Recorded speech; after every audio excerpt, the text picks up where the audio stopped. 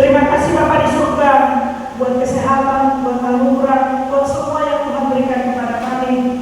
Boleh kami bersukacita Tuhan, dan kami berkumpul di rumah-Mu ini ingin mendengarkan firman-Mu yang menjadi tongkat dan pelita bagi kehidupan kami.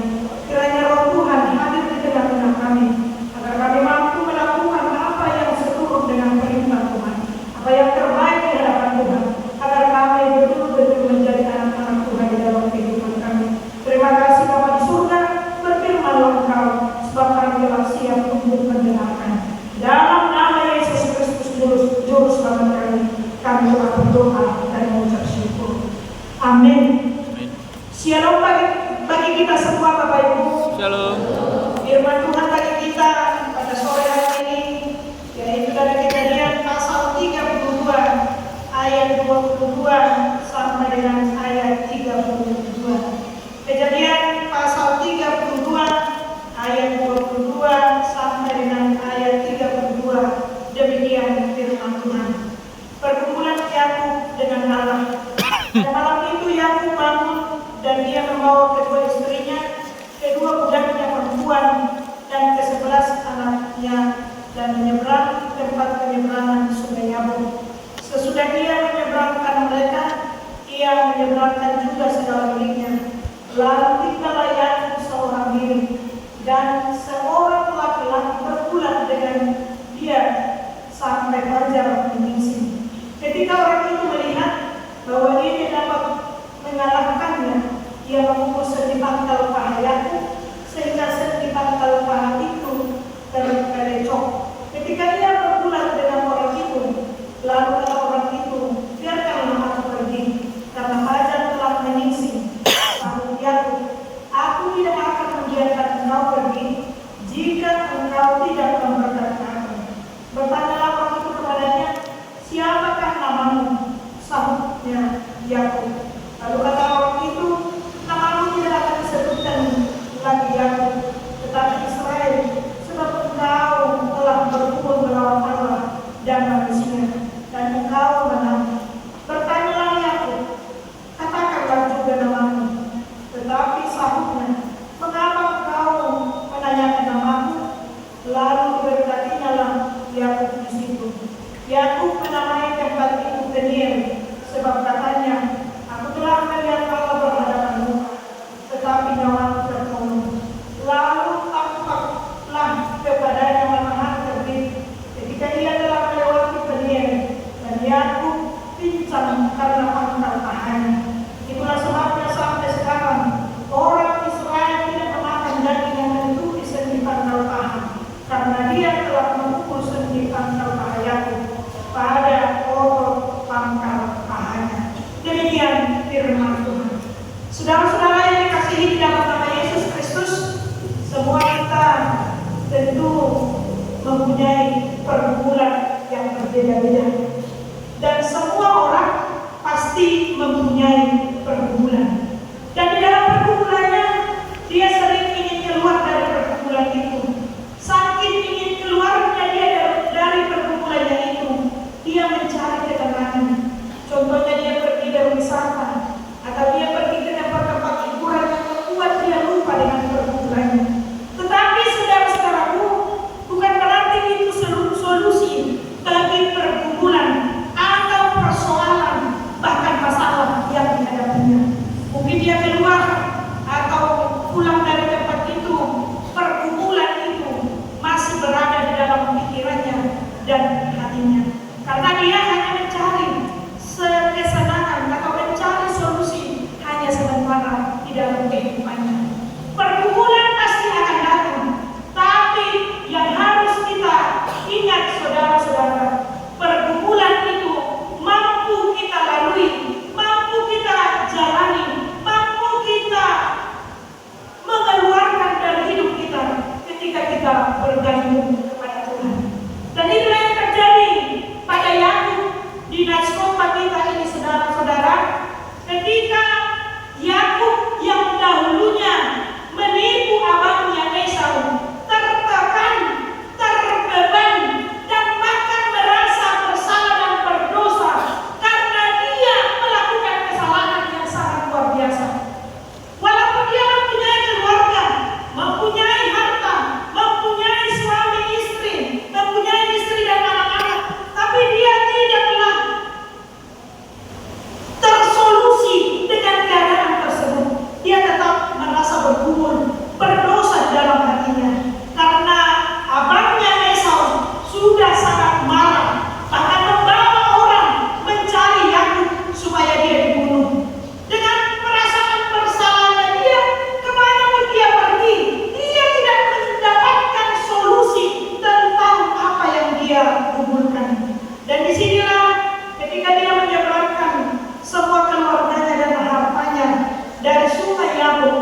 Dia menyendiri dalam hati, ingin memanggil Tuhan.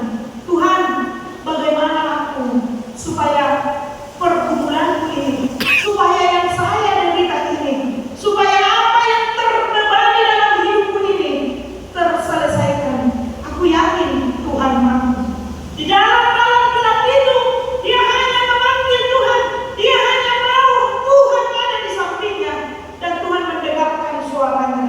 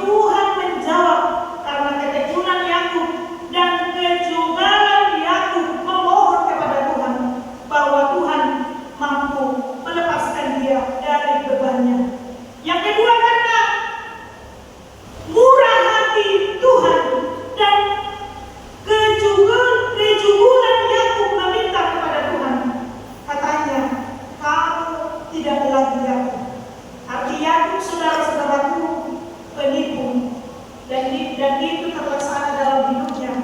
Dia menipu abangnya, dia mengambil hak sulung abangnya. Dan dari situlah Tuhan mengubah namanya menjadi Israel. Israel adalah bangsa yang besar. Arti Israel adalah bangsa yang besar. Ketekunannya memohon kepada Tuhan, bagaimana Tuhan menjawab doanya. Dia mengganti namanya dari penipu menjadi bangsa yang besar.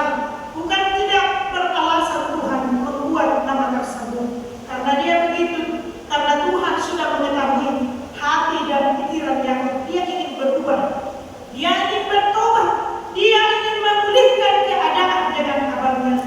Tidak mungkin, tidak ada yang tidak mungkin di dalam kehidupan kita kalau Tuhan menginginkan. Saudara-saudaraku, dari Yakub menjadi nama yang besar, dari kelemahan kita, dari kekurangan kita, dari semua yang kita hadapi, kalau Tuhan berkenan, itu akan mungkin terjadi.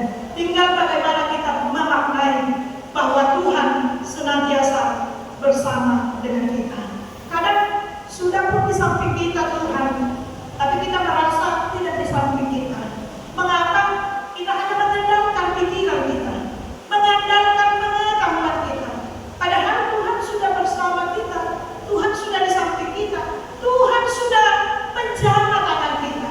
Tapi karena kita hanya mengandalkan pikiran kita, perasaan kita, maka kita tidak mengerti bahwa Tuhan sudah bersama dengan kita. Firman Tuhan ini mengajar kita, tidak ada yang tidak mungkin bagi Tuhan. Tadi dengan nama penipu menjadi bangsa yang besar, karena dia mau sungguh-sungguh meminta kepada Tuhan. Dan di dalam kehidupan kita ini, walaupun ada yang belum terlaksana apa yang kita rindukan, apa yang kita pikirkan, apa yang terbaik bagi kita, ketika kita bersungguh-sungguh meminta kepada Tuhan, akan terjawab pada waktunya. Yang ketiga, saudara-saudaraku,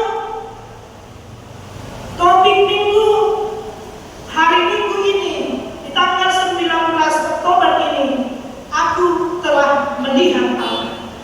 Aku telah melihat Allah.